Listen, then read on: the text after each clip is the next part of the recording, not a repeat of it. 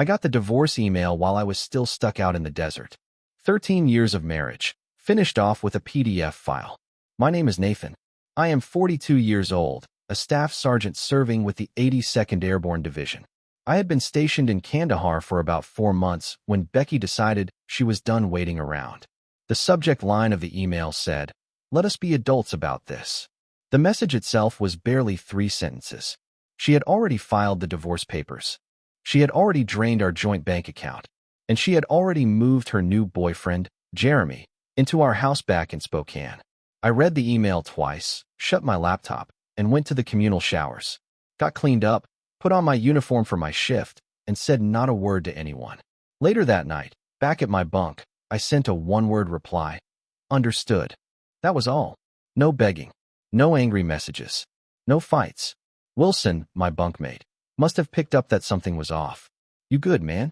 he asked, not looking away from his book. "Yeah," I said. "Just some stuff going on back home." He nodded, and that was the end of it. Military guys know when to give you space. Truth is, I was not surprised. 6 months before I deployed, I had already seen it coming. It was little things at first. Becky stopped asking about my day.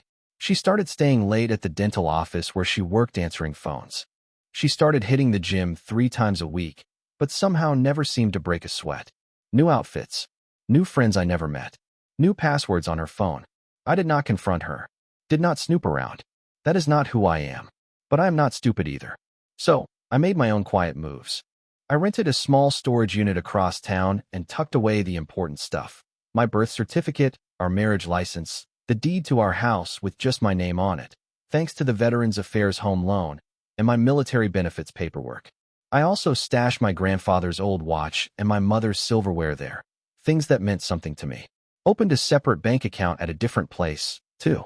I funneled a little of my paycheck into it. Not enough to raise any red flags, but enough to make sure I would not be left with nothing if everything fell apart. The night before I shipped out, Becky hugged me at the airport and said, "Stay safe, okay?" Her eyes were dry, like she was saying goodbye to some coworker, not a husband heading into a war zone. I should have known then, but some part of me still wanted to believe I was wrong. I was not. What Becky did not realize was that I had quietly prepared for exactly this kind of moment. And what she definitely did not understand about me is that I do not start fights, but I sure as hell know how to finish them. I met Becky at a buddy's barbecue back in 2010. I was home between tours, staying with my friend Jason in Spokane. Becky was wrapping up nursing school, but ended up working at a dentist's office doing admin stuff. Said it was less stressful. We got married 8 months later. Becky used to say she was proud of my service, but deep down, she never really got it. Her dad was a bank manager, her brother a pharmacist. Nobody in her family wore a uniform. She would ask me when I was going to get a real job, not realizing that after 15 years, the United States Army was my career, not just some phase I was going through. We bought our house in 2014. Nothing fancy, 3 bedrooms, a small yard, but it was ours. The mortgage was under my name because of the Veterans Affairs loan, but I added Becky to the deed because that is what you do when you are married. You share things. My dad passed away a year after we tied the knot. Heart attack while shoveling snow. My mom died 3 years later, lung cancer, even though she had never touched a cigarette. They left me a little money, not enough to live large, but enough to wipe out our student loans and have a little cushion left over. I deployed 4 times during our marriage. Twice to Iraq, twice to Afghanistan. Every time I came back home, Becky seemed a little more distant, a little less happy to see me. It was like she was playing a part she did not want anymore. One night, after I brought up re-enlisting for another 4 years, she said to me, "I did not sign up to be a military wife. I am tired of being alone all the time." I got it. I really did. But the Army was the only place I ever felt like I belonged. I was good at it. People depended on me. By 2019, things had started shifting for real. It was small at first. Becky got short with me when I would call during her girls' nights. She started talking about her friend Melissa, who had divorced her husband and was living her best life. She would make comments about how she and I really did not have that much in common anymore. I suggested marriage counseling. She said we were fine, just going through a rough patch. Then came the late nights at work, the weekends away with friends I had never met, the new wardrobe, the unused gym membership. I knew what was happening. I just chose not to say anything. My dad always taught me, think before you speak, be sure before you act. So I watched, and I made my quiet preparations. Because deep down, I knew something was coming. And if you spend enough time in this world, you learn to trust your gut. About 2 weeks after I got that divorce email, I was sitting in the mess hall when my phone buzzed. It was a notification from the bank. Another withdrawal. $88,500 gone. Almost everything we had left. I set my fork down and opened the banking app. Our joint account was down to $22.37. Our savings, all $47,000 of it, had been drained. Transferred to an account I did not recognize. Murphy, one of the guys from my unit, noticed me staring at my phone. Bad news? He asked. I locked the screen and said, nah, just some account stuff. That night, I called the bank from the base phone center. Turns out Becky had been siphoning off money for weeks. Little bits at first, then bigger chunks. The big hit started the day after I deployed. I hung up and just stood there in the hallway for a long time, watching the other guys, laughing with their kids, talking to their wives and parents. Normal life happening all around me while mine was going up in smoke. Wilson found me out there. He said he had heard from Alvarez that I had looked like I had seen a ghost at dinner. What is up? He asked. Normally, I keep my business to myself. But Wilson had pulled me out of a bad spot once in Kandahar. I trusted him. My wife cleaned out our accounts and moved her boyfriend into our house, I said. Sent me divorce papers while I was on patrol last week. Wilson did not say, sorry, man, or you deserve better, or anything like that. He just asked, what is your plan? Not sure yet, I said. He nodded. Let me know if you need anything. That night, I could not sleep. I pulled out my laptop and logged into the home security system. Bet Becky forgot I still had access. The cameras showed a strange truck parked in our driveway. Some guy I had never seen before, walking my dog, drinking coffee from my favorite mug, wearing my Seattle Seahawks sweatshirt. And there was Becky, laughing with him in the kitchen. I had spent months renovating myself. The last time I had leave, something inside me shifted. It was not anger exactly. It was colder than that. Sharper. I closed my laptop, pulled out my phone, and started making a list. Asterisk called James, an old Army buddy who had gone to law school. Asterisk check the Veterans Affairs loan paperwork. Asterisk contact my master sergeant about the possibility of emergency leave. Asterisk review the home refinance papers Becky had mentioned casually last year. Asterisk double check the security settings on my military pension accounts. I did not feel sad anymore. Not even mad, really. I just felt locked in, like I was planning out a mission. This was not about feelings anymore. This was about strategy. At 5 in the morning, before my shift, I sent James an email. The subject line was short, need legal help, discreet and urgent. An hour later, he replied, call me, secure line only. After that call, I knew exactly what needed to happen. No shouting, no threats, no dramatic confrontations. I would just wait and watch. Let Becky dig her own grave. 2 months later, I touched down back in the United States. I did not tell Becky I was coming home. No call, no text. I just checked into a small motel in downtown Spokane under a different name and contacted James. We met up at a diner about 10 miles outside of town. James slid into the booth across from me. You look like hell, he said. Feel like it too, I told him. He handed me a thick folder. Everything we talked about. House deed, loan papers, bank statements. And this, he added, pulling out a separate sheet. It was a refinance application. Had my signature on it, except it was not really my signature. Someone had tried to copy it, but they screwed up. The middle initial was wrong, and the way the letters were written was off. Becky did this. I asked, though deep down I already knew. James nodded. 3 months ago, she pulled out $330,000 in equity. She needed your signature to do it because the Veterans Affairs loan is only in your name. So she forged it. I sat back. So, she faked my signature, took out a loan against our house, cleaned out the accounts, and hit me with divorce papers all while I was deployed. Busy woman. James smirked. Gets even better. She listed her boyfriend as the co-applicant. He slid another sheet across the table. Jeremy has a criminal record. 2 driving under the influence charges and a fraud conviction from 2019. I took a deep breath. What are my options? James leaned in. There are several. But first, you need to decide what you really want out of this. I thought about it. I want what is legally mine, and I want her to feel the consequences of what she did. James smiled a little. Good. Then here's the plan. The next day, I drove past our old house. Jeremy's truck was gone, but Becky's car was sitting in the driveway. I parked down the street and sat there for a while, thinking about knocking on the door, about letting her see me. But that was not the plan. Instead, I drove to the bank. I met with the loan officer who had processed the refinance.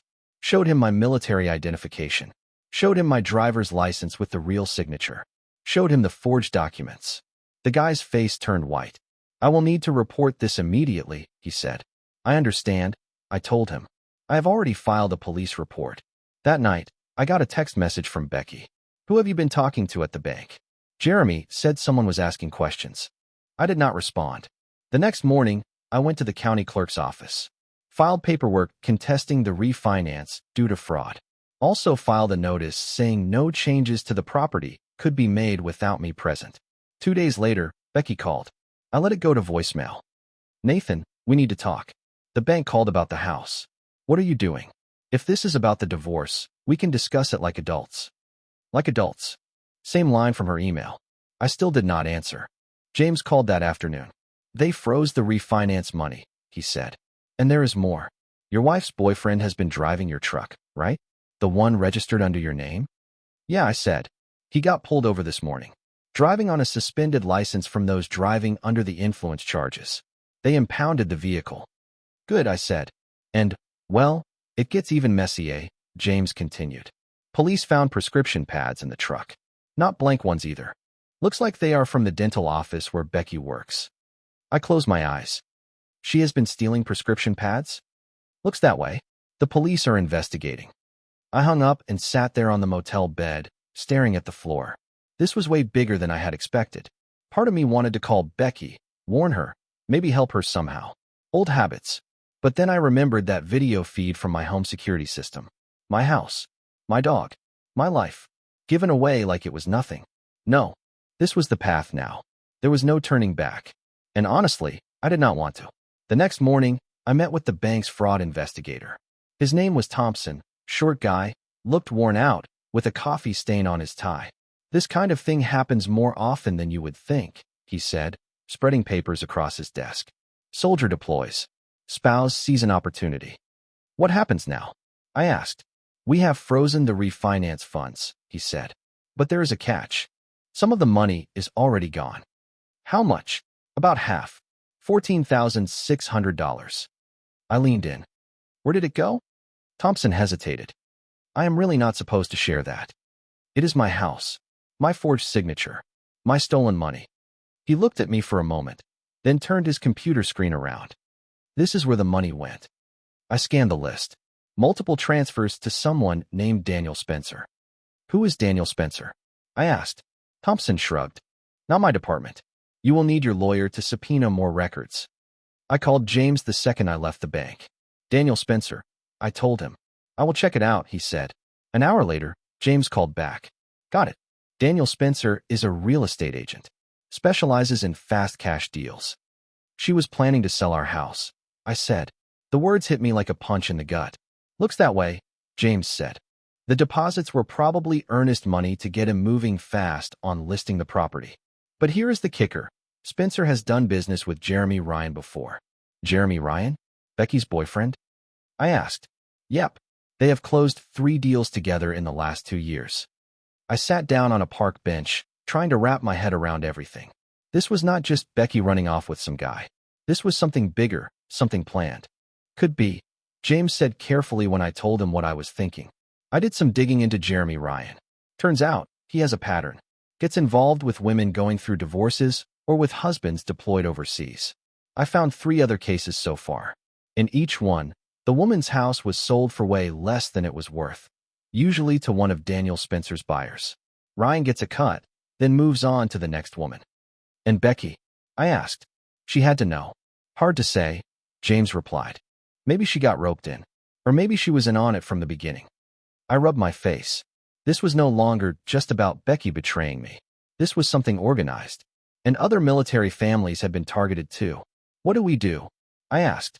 I already reached out to the Federal Bureau of Investigation's Financial Crimes Division, James said. This crosses state lines. It involves military benefits and Veterans Affairs loans. They are interested. That night, I sat in my motel room with a beer in my hand, staring at the wall. I kept thinking about Becky, wondering if she had been playing me all those years, or if she had just gotten swept up in Jeremy's scam, wondering if it even mattered anymore. My phone buzzed again, another text from Becky. Nathan, please call me. The bank is saying something about fraud, and Jeremy got arrested driving your truck. I do not understand what is happening.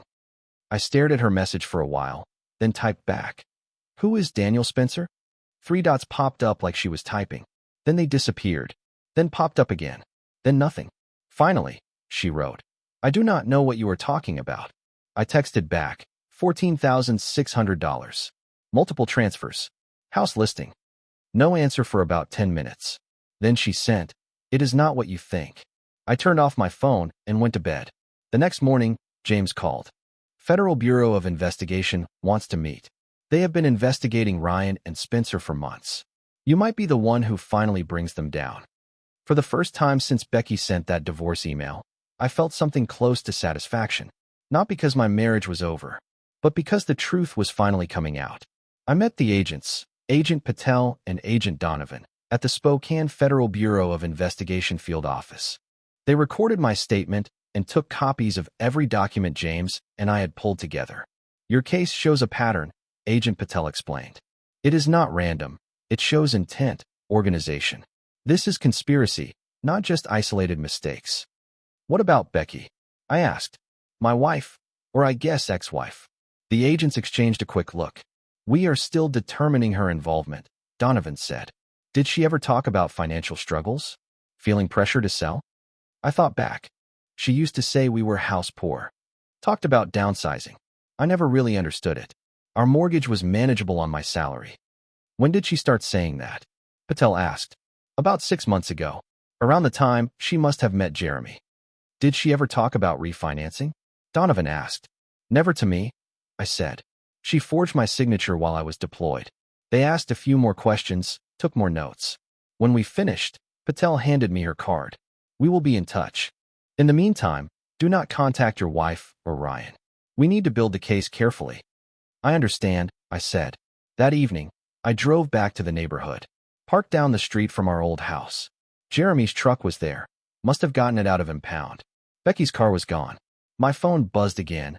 A text from Becky. We need to talk in person. Meet me at Riverfront Park tomorrow. The next morning over breakfast, I showed James the message. Do not go, he said immediately. Nothing good is going to come out of that conversation. I am not going, I said. But I want to see what she does when she thinks I am distracted. At 9:30 that morning, we parked across the street from the house. At 9:45, Becky came out, climbed into her car, and drove off, no doubt heading toward the park to wait for me. Now what? James asked. Now we wait, I said. About 20 minutes later, a car pulled up, big real estate agent logo on the door. Daniel Spencer. Jeremy came outside to greet him. They shook hands, then both disappeared into the house. Should we follow them? James asked. No need, I said. I installed security cameras last year. Inside and out. Feeds straight to cloud storage. James grinned. You forgot to mention that. Never came up, I said, pulling out my phone. I opened the security app and angled it so he could see. There they were, Spencer and Jeremy, standing in my living room. Spencer was taking pictures, and Jeremy was pointing around the place, highlighting features. I turned up the volume. Should have it listed by the end of the week, Spencer said. Got a buyer already interested. Cash offer, as usual. How much? Jeremy asked. List at $470,000. They offer $420. We accept. Everybody's happy. What about the husband? Jeremy asked. Becky says he is causing trouble. Spencer just waved it off. Military guys are all the same. They huff and puff, but deployments keep them busy. He will take a settlement just to make it all go away. I looked at James. You getting this? He was already recording it on his phone. I forwarded the live feed straight to Agent Patel with a short message, happening now. Half an hour later, Federal Bureau of Investigation vehicles rolled up in front of my house. I sat and watched as they led Spencer and Jeremy out in handcuffs. My phone rang. It was Agent Patel. We caught them on tape discussing the fraud. Plus, we are hitting them with conspiracy charges wire fraud, and attempted sale of property under false pretenses. We will need another formal statement from you. Of course, I said. And Mr. Briggs, she added, your wife, ex-wife, just showed up at the scene. She looks upset. I looked down the street. There was Becky, standing on the front lawn, hands over her mouth, staring as agents carried boxes of paperwork out of the house. What happens to her? I asked. That depends, Patel said. Depends on what she knew, and on what you want. I sat there for a long moment, just watching Becky.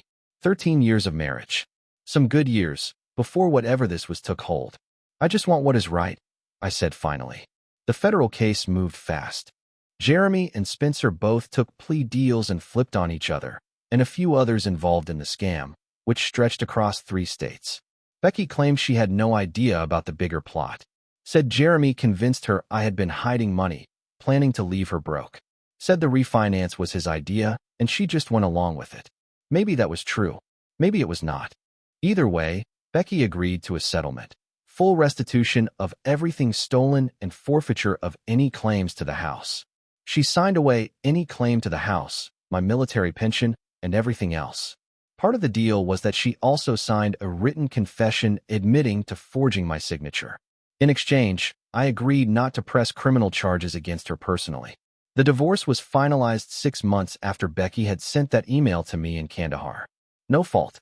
Clean break. All things considered, it was better than it could have been. On the day I signed the last piece of paperwork, my phone rang. It was Agent Patel. Jeremy Ryan was sentenced today, she told me. 8 years.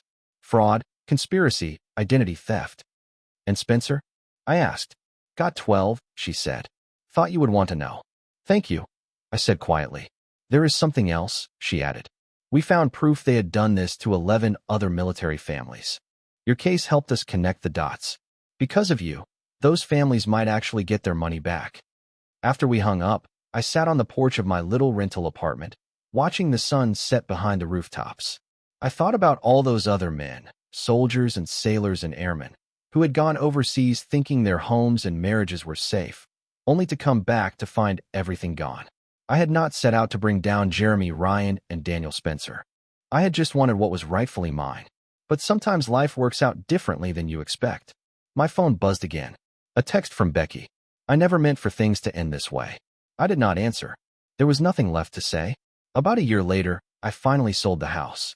I could not stay there, not with the memories packed into every wall and floorboard. Too much betrayal. Too many ghosts. I took the money and bought a small cabin outside Missoula, Montana. 2 bedrooms. 10 acres of woods. A little creek running behind the property. No neighbors for miles. I decided it was time. Took early retirement from the Army. 20 years of service. I had done enough. I had given enough. I got a dog, a big German shepherd I named Scout. Started doing some carpentry work for the locals. Nothing fancy, just fixing fences, building sheds, whatever was needed. It kept my hands busy. Paid the bills. My military pension took care of the rest. Sometimes I would wonder about Becky, where she ended up. James said he had heard she moved back to her hometown in Oregon, working at another dental office. Starting over, I guess. I did not hate her anymore. Truth be told, I did not feel much of anything toward her. She had made her choices. I had made mine. One evening, I got a letter in the mail. It was from a woman in Fort Worth, Texas. Her husband was in the Navy, deployed overseas, when Jeremy and Spencer tried to pull the same scam on her. You do not know me, she wrote, but you saved our home. Thank you for fighting back when it would have been easier to just walk away. I read it twice, then pinned it to the refrigerator. Some days, when the quiet around the cabin felt too loud, or the memories tried to creep back in, I would look at that letter and remember, something good came out of all that mess. Last I heard, Jeremy was still sitting in a prison cell. Spencer, too. The system had worked, for once. As for me, I was slowly finding my way forward. One quiet, simple day at a time. Building something new. Something that nobody could steal, forge, or betray. Something that was mine, and mine alone.